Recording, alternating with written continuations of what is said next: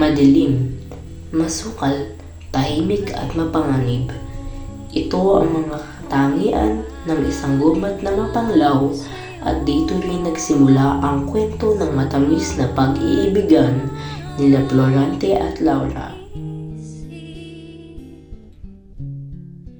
Laging ikaw o giliw ko, sana'y kayakap ka.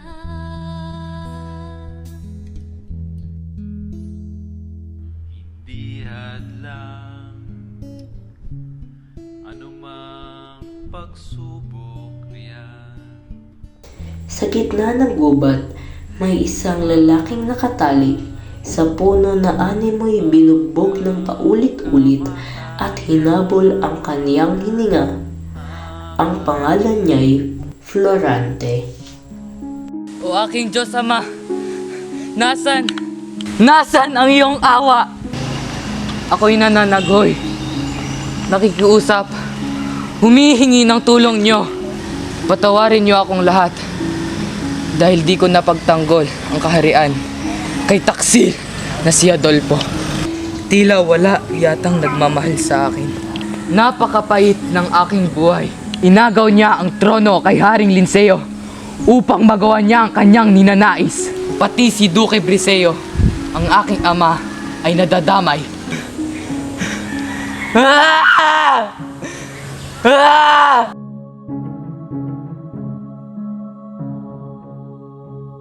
O aking Diyos Ama, tila di nyo dinidinig ang aking mga panalangin. Hindi tuloy maalis sa aking isipan na ako'y ayaw nyo ng tulungan. O Diyos ko! Paano na ako? Paano na ako? Paalam Albania. Paalam aking bayan. Paalam Adolfong malupit. Paalam Laurang taksil. Paalam sa inyo. O Tadhana, o Florida, bakit ako'y iyong nilisan? O ano yung tinig na aking naririnig? Tinig ng isang naghihinagpis na tao. Sino kaya siya? Talagang ako'y minamalas. Pinapahirapan ako sa kamay ng taksil na si Adolfo. Si Adolfong malupit. At higit pa sa halimaw kung manakit.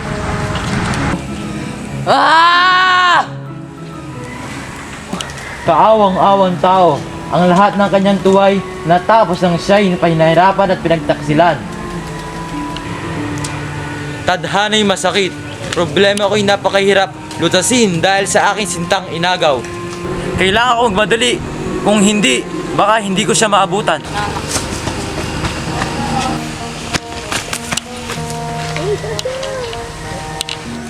Parang kilala ko tong tao na to.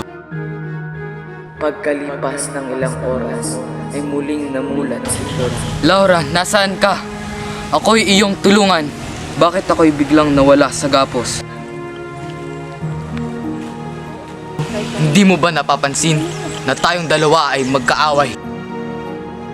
Silang dalawa ay nagkaayos, ngunit tila malungkot pa rin si Florante. Ano ba ang problema mo? Maaari ko bang malaman? Sige, sisimulan ko ang aking kwento. Pinanganak ako sa bayan ng Albania. Si Duque Briseo, ang aking ama, ay naninirahan. Ang ina ko na si Prinsesa Floresca ay nakatira sa Crotona. Bakit kailangan pa niyang umalis? Dahil mas maganda ang pagtuturo roon. Ano ang kanyang maging kinabukasan kung hindi siya mag-aaral? Sino ang mag-aaruga sa kanya roon? Aalagaan siya ng kanyang mga guro at kaibigan doon. Sa huli, ako'y pinadala ng aking mga magulang sa Atenas. Florante, maligayang pagdating. Ako nga pala si Antenor, ang magiging guro mo dito sa Atenas. O bakit tila kay lungkot mo? Ayoko po kasi umalis sa Albania, guro. Ayan mo, lilipas din yan. Florante, magkakaroon tayo ng pagsasadala tungkol sa dalawang apo. Paano po iyon? Gusto ng aking mga kapwa-estudyante na ako si Polinice at si Adolfo ang Echocles. O bakit may reklamo ka?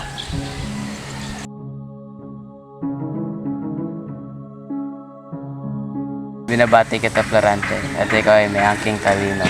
Salamat, guro. dahil nadiskubre ko ang aking talento sa filosofiya, astrolohiya at matematika.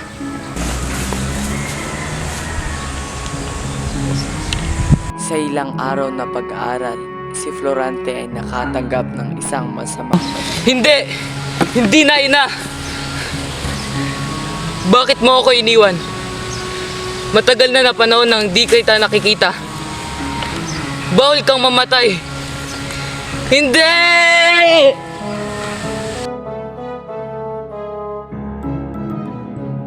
Makalipas ang ilang araw, si Florante ay malaya nang makakauwi sa Albania. Maestro, paalam na po. Florante, palagi mong tatanda, mag-iingat kay Adolfo. Salamat po. Tatandaan ko ang iyong pilit.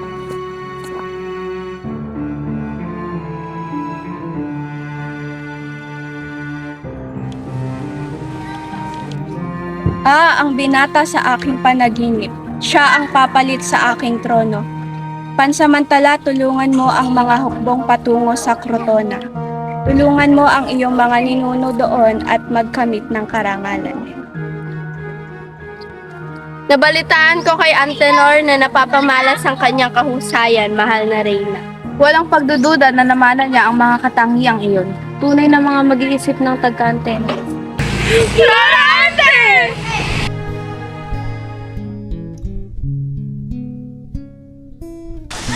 Prinsesa! Prinsesa! Magandang umaga sa iyo. Kanina pa kita natapos. Magandang araw sa iyo, Florante. Ikaw ay tumindig na dyan sa iyong pwesto. Palagi kang kinikwento sa akin ng iyong ama. Sana makilala pa kita ng lubisa. Gayon rin ako. Ngunit, ilang araw na lang ay linisan ka na niya. Mag-ingat ka, Florante. Magpangako mo, babalik ka. Pangako yan, Laura. Florante, dapat kang maghanda para bukas. Handa ka na ba? Malayang iyong lalakbayin. Handa na po ako, aking ama. Karangalan ko po ang maglingkod sa inyo. Pati na rin sa iyo. Reyna, din sa iyo. Mabuti kung ganun. Mag-ingat ka. Paalam sa inyong lahat. Mga kawal, tayo ng lahat.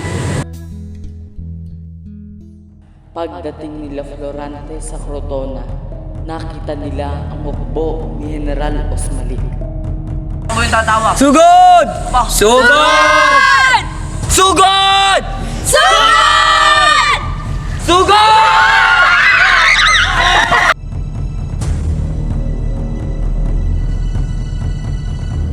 Hala, asan ang kalaban?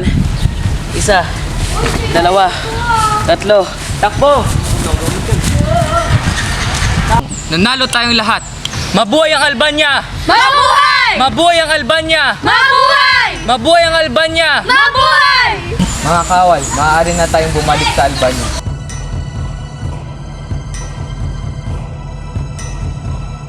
Sino ka? Bakit ka naririto? Ako ay taga-Albania. Pakawalan niyo ang babaeng iyan. Takbo! Bini-bini, ngayon lang kita nakita. Maaari ko bang malaman ang iyong pangalan? Ako ito, Florante. Si Laura. O Laura, bakit ka nandito?